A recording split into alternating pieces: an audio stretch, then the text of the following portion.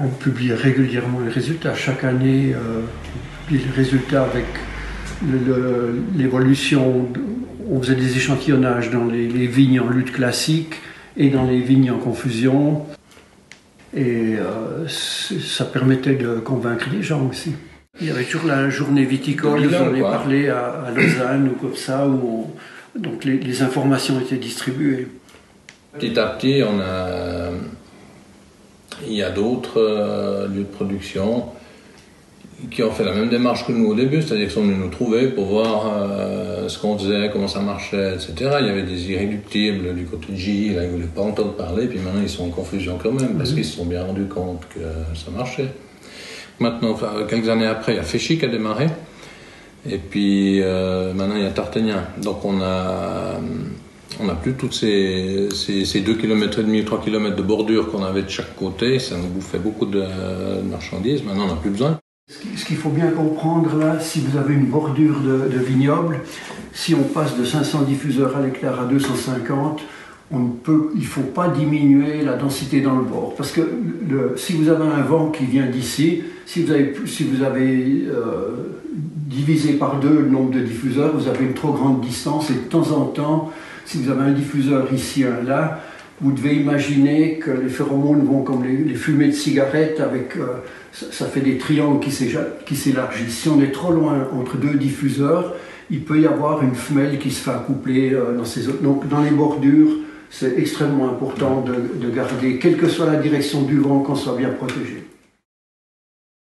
Aussi un truc que j'ai trouvé super intéressant, c'est que finalement, on connaît bien mieux les papillons de Cochilius eudémis, enfin les vers de la grappe Cochilius eudémis aujourd'hui qu'avant qu'on fasse de la confusion. Avant, on savait que ça existait, que ces salbelles faisaient des trous dans les grains, et puis qu'il fallait traiter. Aujourd'hui, on connaît leur cycle, on sait comment ça marche, on sait qu'il y a 2 générations, voire parfois pas loin de 3. On s'est beaucoup intéressé au truc, et puis on a pu le faire ensemble. Quand on a résolu un problème, ils sont présents à nous, ça faut savoir. Hein. Et puis, ça s'appelle le métier. Quoi. Le défaut du Gamaret, c'est l'esca. Ouais. Mais moi, j'ai mis en place un système de taille, un cordon double. C'est-à-dire que j'ai fait du gobelet sur fil, si tu veux. Et puis je les forme en une fois pratiquement. C'est-à-dire que la première année, je laisse un bois qui monte. Si ça pousse assez bien, je laisse un bio sur le fil. Je taille mon thé, je l'attache la première année, je laisse 4 bois là-dessus, on enlève toutes les grappes, puis tu tailles un cordon. Et tu réinterviens plus jamais sur le pied. Alors t'as une corne qui crève, mais t'as toujours ce flux, le pied il est plus touché.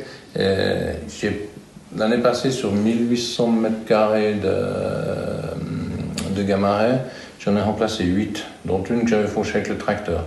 Mais j'ai des collègues qui étaient à 10%. Chercher l'erreur. Je pense que là, au niveau du système de taille, il y a quelque chose à faire. La lutte par confusion, c'est quelque chose qu'on remet plus sur le tapis. Plus beaucoup, en tout cas. Aujourd'hui, il y a d'autres thèmes, dans l'entretien du sol notamment. On a fait pas mal d'essais sans herbicides, des choses comme ça. On est en perpétuel contact. Quelqu'un qui a essayé un truc qui va bien, on discute. Mais c'est plus informel qu'organisé. Mais ça fait petit à petit avancer les choses. Et puis la confusion, c'était le premier pas vers des méthodes plus douces, quoi.